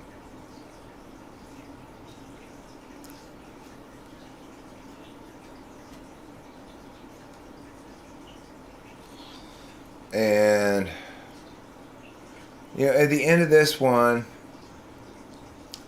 Forrest Parton, the last name in the movie will be something like, Wilmington or whatever. Forrest Parton Wilmington will become an ambassador and bridge the human and Bigfoot communities in a way that nobody ever thought possible before. It would be a warm ending, but the setup for part 3 will show the assemblage of the evil group of Bigfoots assembling troops because they are rejecting Forrest Parton's ambassadorhood. And that sets the table for part 3, Foot Size Endgame, it's called. In which it's basically just an action movie. There's a lot of shit blowing up, guns, stuff like that. Oh yeah, that lady's real. She loved her some dick, let me tell you. She couldn't get enough. She was like, somebody go fetch me that tree branch over there. Strip the bark of it, please.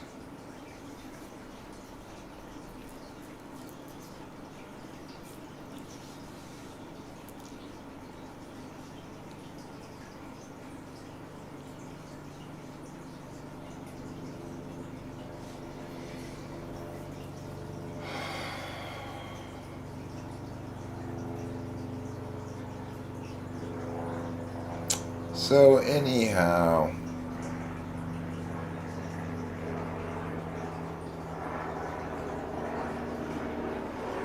no, he meets Paris Hilton. Paris Hilton plays his seductive love interest that tempts him into cheating on his wife in part 2. She comes around and says that's hot about things. And then Forrest Whitaker ultimately resists the temptation to get even with his wife for cheating on him with Bigfoot. Nicole Richie's in the movie too. She plays a local greengrocer who delivers food to the house.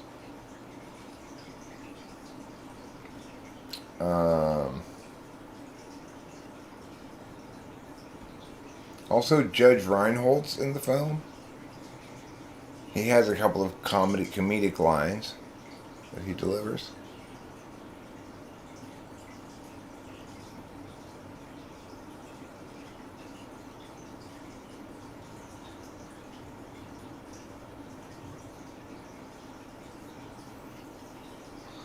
I don't know if any of those 3 things correlate.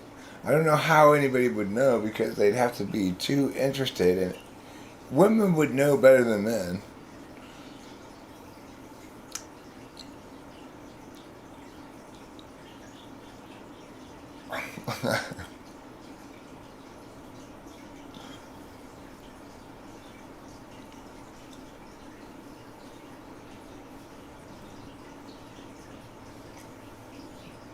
Yeah, he does a cameo.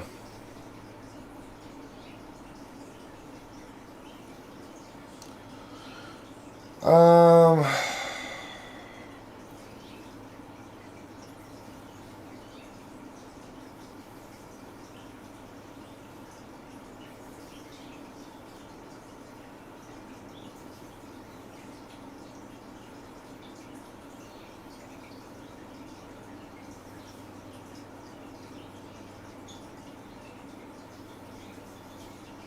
Steve Guttenberg, for sure.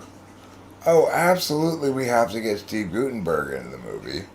Steve Guttenberg needs to play a significant role in this movie. Is he still alive? Is he still acting?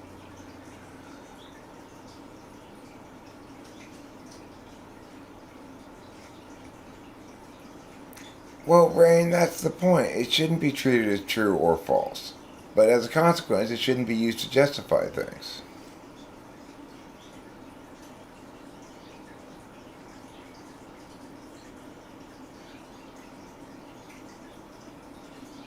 I mean, people can lie about their feelings. But that's why, well, that's a good reason to, for my, for my three leg theory of truth, that you have to include intention in the equation as well. It's not just conformity with the meaning of symbols. It's not just symbols conformity with reality. It's additionally intention.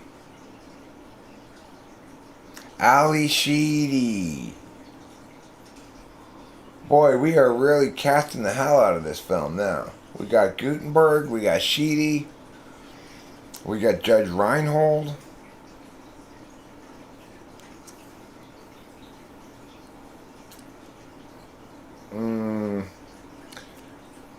You know what? Let's get Kirk Cameron as well to be in this film. Kirk Cameron can play the good-natured preacher. He'll like that. He'll want that role. Who provides guidance to Forrest Whitaker regarding whether he should cheat.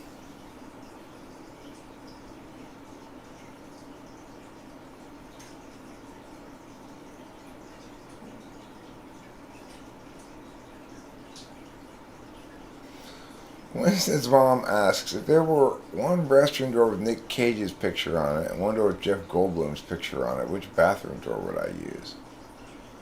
Huh. I would not use the Peter Dinklage door, no.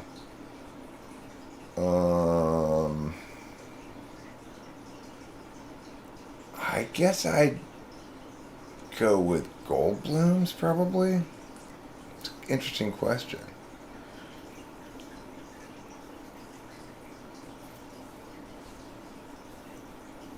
Yeah, we'll have to write in a lot of extra parts so we can have lots of famous people in this movie. Because Miss Match wants Sigourney Weaver, and I don't blame her. It's been a while since we've seen Sigourney.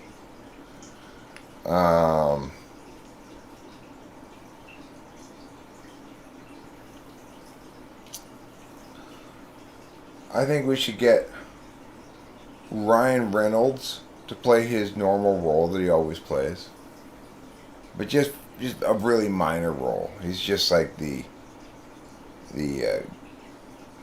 goofy but handsome and likable pizza delivery boy who says "whoa" and falls down in one scene.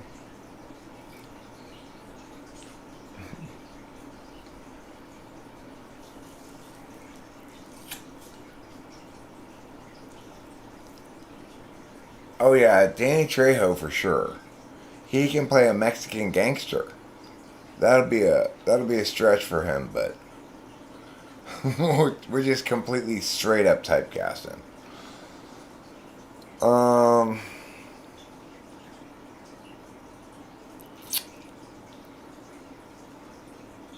let's get Miley Cyrus in it as well. She can play the teenage daughter. In the first film, there's no mention of an older sister, but in the second film, suddenly there appears a teenage daughter. Even though she's like 30 years old, she'll be like playing a 16-year-old. We'll have to put makeup over her tattoos and stuff.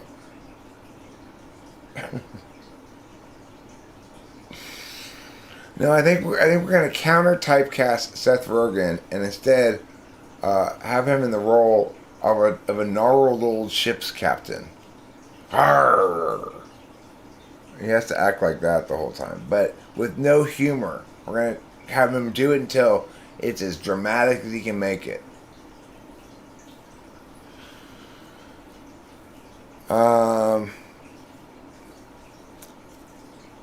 Somewhere there should be a feature. We should feature Madonna. Maybe as the annoying mother in the PTA meeting. Liam Neeson needs to show up to take somebody, or to, retrieve somebody who's been taken. Either one.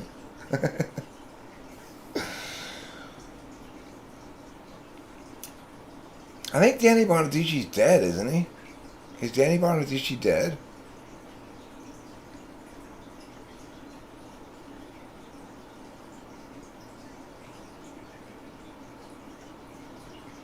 I don't know.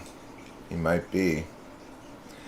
Didn't he keep having drug problems for a long time or something? Wasn't he on Celebrity Rehab?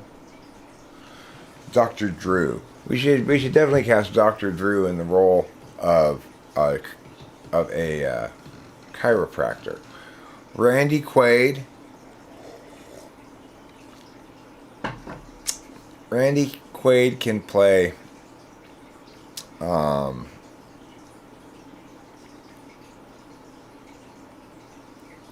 the living statue. That's all Randy Quaid does. He's just a living statue in the park where people go, and you see him standing totally still in the background. He'll like that role. He'll appreciate. He doesn't have to say anything.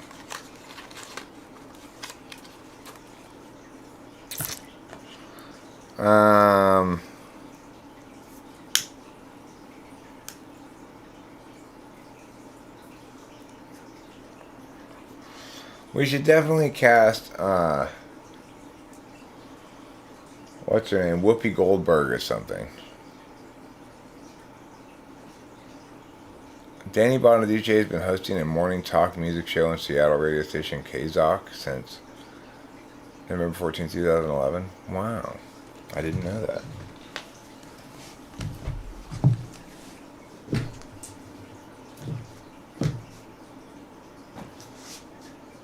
I saw Matthew Broderick recently in something called Daybreak, maybe? I forget what it was called, but...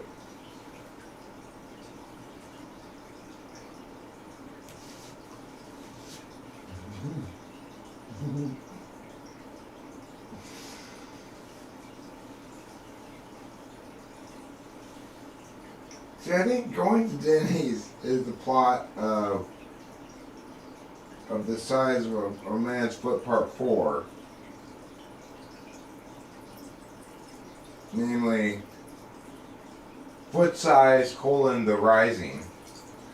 Anyway, in that movie, it's just a bunch of people going to Denny's and talking about Bigfoot. One person rushes in with some emergency news, somebody else rushes back out, and the first person explains what's going on. And yet again, that just repeats throughout the whole movie. And so instead of actually seeing the action of the movie, you just hear the various stars explaining what's happening to each other. That's the plot of foot size 4, the rising. It's a very already narrative construction, you see. It reverses that old rule, show, don't tell. It says, no, we're going to only tell and never show.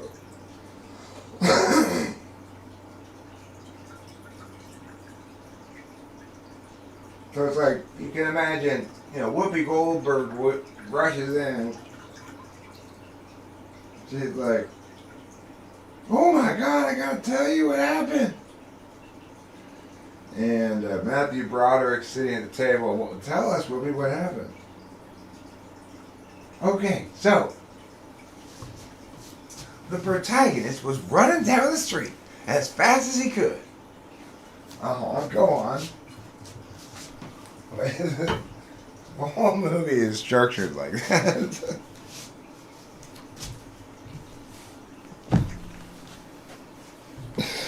It's just celebrities describing the movie that the people should be seeing. That's a good idea.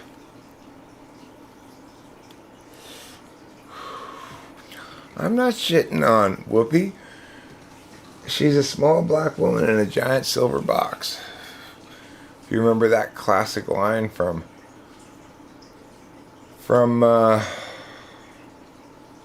that horrible movie she made. What was it called?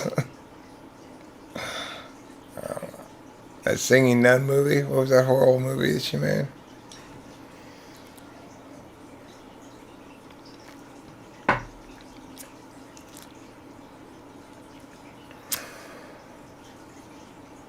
Sister Act. Right.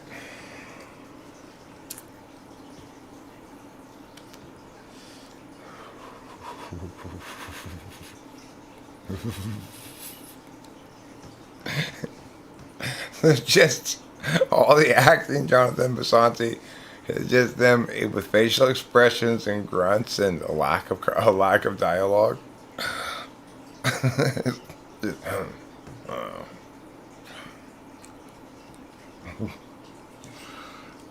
They just say things like, "I can't believe that just happened."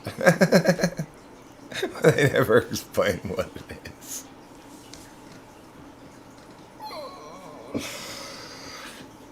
Yeah, like, cut to the couple. I can't believe Joe said that. I know. And they shake their head and they cut to Joe and his wife. And I'm just... Steve must be so embarrassed.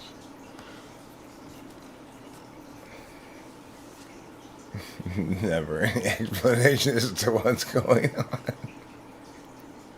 But there's a lot of time spent with things like, excuse me, I think I asked for hash browns on the side, didn't I? Because are these look like potatoes O'Brien? She's like, well, that's what we call our hash browns. Okay, because I was really thinking about regular hash browns here. These are more like potatoes O'Brien. Well, that's what we call hash browns. Well, you can call it hash browns, but that's not what this is. Well, do you want me to take it back? No, I'll eat it. I'm just saying, it's like, these aren't hash browns, you know? And the waitress is like, well, what do you want me to do about it? Nothing, I guess. Just pointing out the fact that you probably shouldn't call it hash browns on the menu, you know? Okay, well, I'll let them know. You're gonna let who know? The manager. Okay, fine, thanks.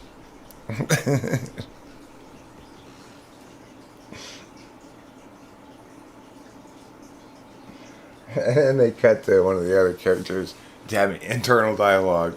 He's sitting there. I can't believe that guy's pitching about the hash browns. What a dick.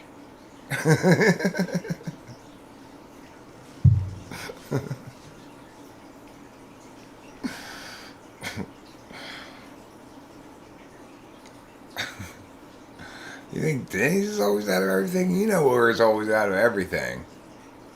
There's one place that's always out of everything. Popeyes.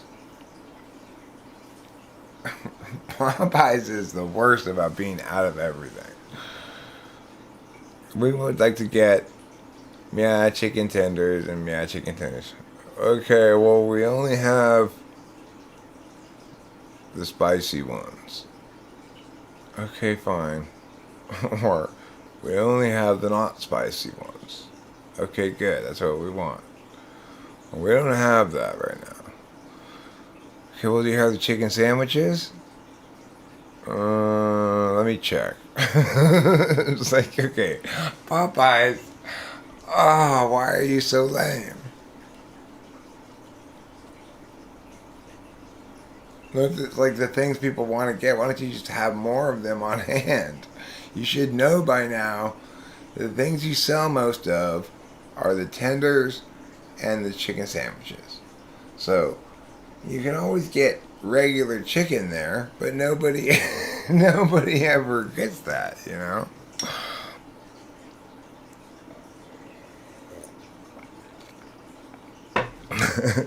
All we have is cream corn left today. Would you like some cream corn? No, I don't want cream corn. I mean, it's so bad that I seriously think when I get in line at Popeyes, gosh, I sure hope nobody pulls in behind me before I have a chance to find out if I'm going to be eating here.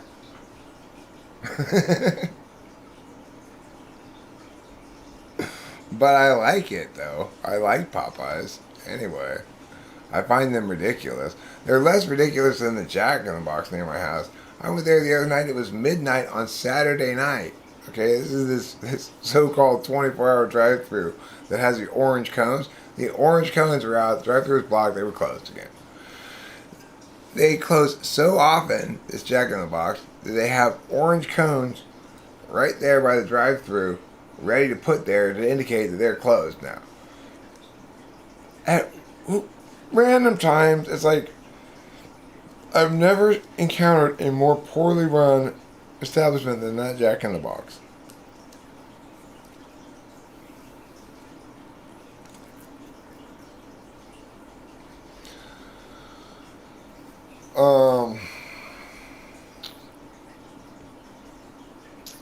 But that Jack in the Box is terrible.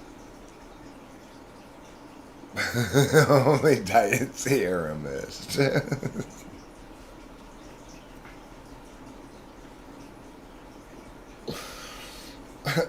You go, okay, I'll get a Diet Sierra Mist.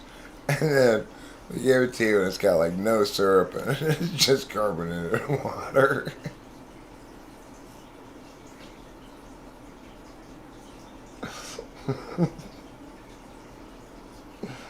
And you're already driving away and you're like, no, do I want to go back? The chain was named after Gene Hackman's fictional detective Jimmy Popeye Doyle of the 1970s era movie The French Connection.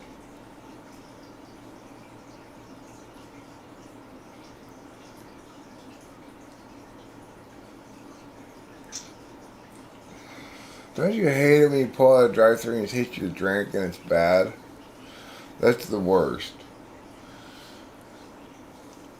Because you're like, oh, they gave me diet. Then what are you going to do? What do? Do you go back? And you say, you gave me diet? What if you're on your way somewhere, you don't want to go back, you know? But diet's undrinkable. But some people, they only drink diet. Isn't that crazy? That is crazy.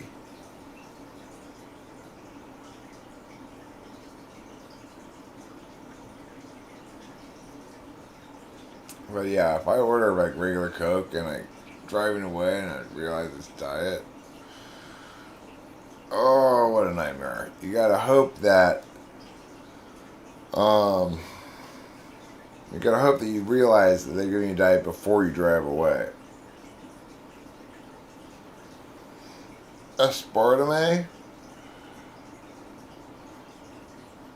I don't know what that is, but it's not that bad for you. My dad's been drinking diet soda his whole life, and he's fine.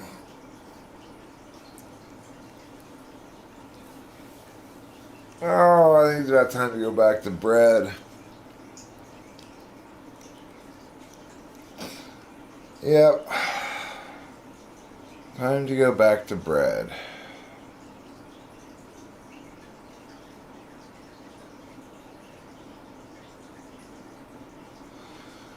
Why is Squirt so good?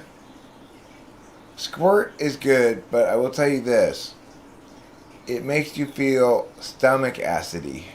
You have to take an antacid if you drink a lot of Squirt.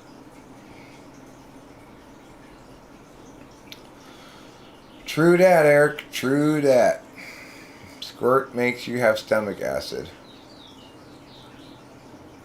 Yeah, I'm going back to bread. Kitty woke me up early and then I started getting mad about something. Now I'm feeling different. Okay, I'm going to go back to bread now. Thank you all for being here. Don't forget to eat plenty of cheese.